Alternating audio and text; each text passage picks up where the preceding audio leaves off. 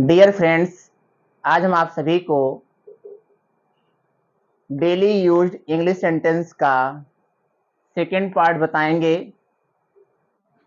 अगर मान लीजिए हमारा सेंटेंस इस तरीके का आ जाए या हमें इस तरीके का सेंटेंस यूज करना हो अपने बोलचाल की भाषा में, तो उसको हम किस तरीके से इंग्लिश में बोलेंगे, उसके लिए एक पैटर्न यहाँ पर बनाया गया है।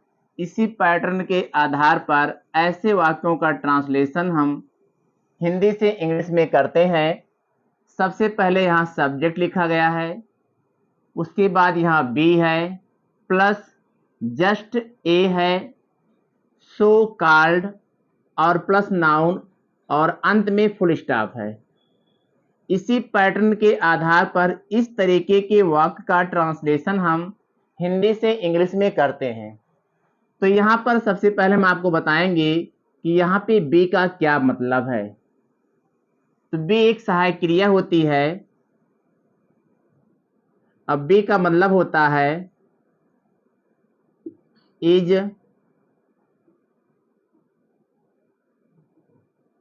एम, आर, वाज और वर, ये सभी फॉर्म ऑफ बी हैं। बी का मतलब होता है इज, एम, आर प्रेजेंट के लिए, वाज और वर का यूज हम पास्ट के लिए करते हैं। तो यहाँ पे हमें टेंस के हिसाब से यहाँ पे इज, एम, आर का यूज या पास्ट में रहेगा तो वाज और वर का यूज करते हैं। तो चलिए, जैसे कि हमारा पहला सेंटेंस है तुम सिर्फ नाम के दोस्त हो। पहला सेंटेंस हमारा है तुम सिर्फ नाम के दोस्त हो। दूसरा सेंटेंस है वह सिर्फ नाम का इंजीनियर है। तीसरा है मैं सिर्फ नाम का डॉक्टर नहीं हूं। फोर्थ नंबर है हमारी दोस्ती सिर्फ नाम की दोस्ती नहीं है। और पांचवा सेंटेंस है वह सिर्फ नाम की गायिका नहीं थी। इसमें एक वर्ड आप कॉमन पाएंगे, सिर्फ नाम का, नाम के। यह शब्द समूह सभी सेंटेंस में आया हुआ है। सिर्फ नाम के, सिर्फ नाम का, सिर्फ नाम का, सिर्फ नाम की और सिर्फ नाम की, यह शब्द समूह सभी सेंटेंस में आया हुआ है। अब ऐसे वाक्यों का ट्रांसलेशन हमें करना है। तो ट्रांसलेशन करने के लिए सबसे पहले हम लिखेंगे कर्ता। कर्ता यहाँ पे है यू, तुम। तो तुम के लिए हम यहाँ पे लिखेंगे यू हो गया। तुम के लिए हम प्रोनाउन यू का यूज करेंगे। उसके बाद यह टेंस हमारा प्रेजेंट में है, तो यहाँ पे हम यू के साथ आर का यूज करेंगे। तो सब्जेक्ट यू हो गया, बी के स्थान पे आर हो गया। उसके बाद इस शब्द समूह को हम लिखेंगे just a so called. Just a so called. Just a so called को लिखने के बाद प्लस नाउन, इसमें नाउन है हमारा दोस्त, तो दोस्त का हो जाएगा यहाँ पे फ्रेंड। तो सेंटेंस हमारा बना you are just a so called friend.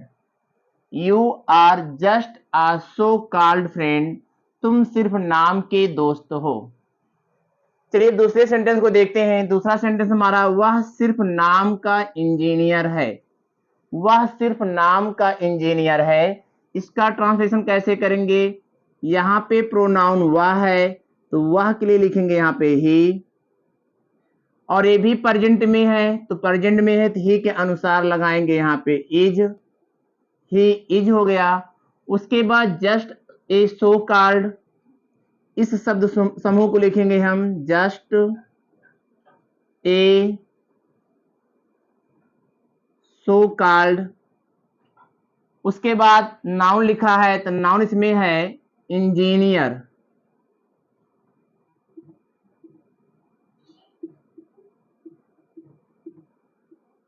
Sentence हमारा हुआ he is just a so called engineer, वह सिर्फ नाम का इंजीनियर है।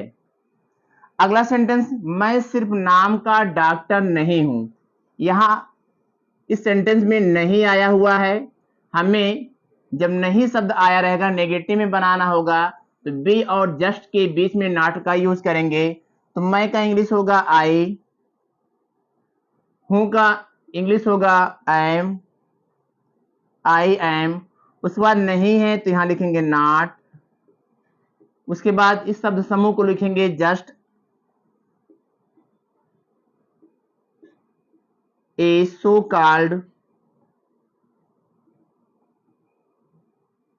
और नाउन इसमें है डॉक्टर, तो यहां लिखेंगे डॉक्टर।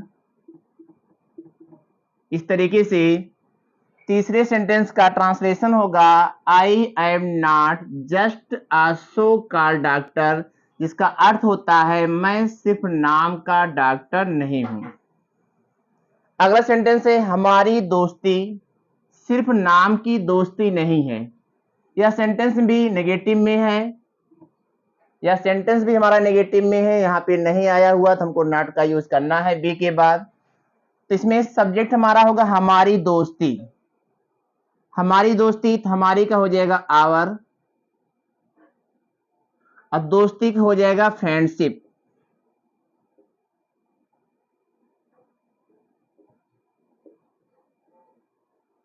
हमारी का आवर, दोस्ती का हो जाएगा फ्रेंडशिप। आवर फ्रेंडशिप नहीं है तो is not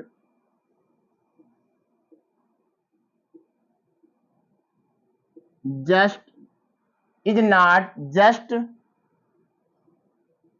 a so called. उसके बाद फिर यहाँ पे दोस्ती है, दोस्ती एक नाउन है जो कि हमारा एब्स्ट्रैक्ट नाउन है, इसको भाववाचक संज्ञा कहते हैं। यहाँ पे 2 बार आया है दोस्ती, तो यहाँ पर भी हम फ्रेंडशिप लिखेंगे,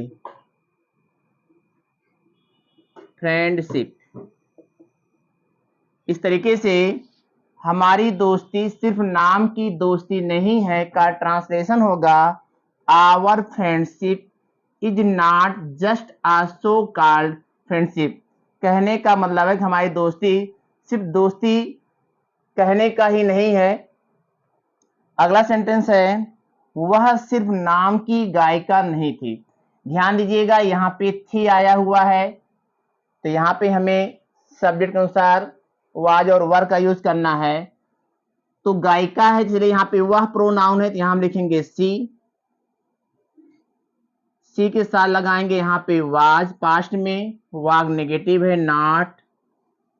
उसके बाद जस्ट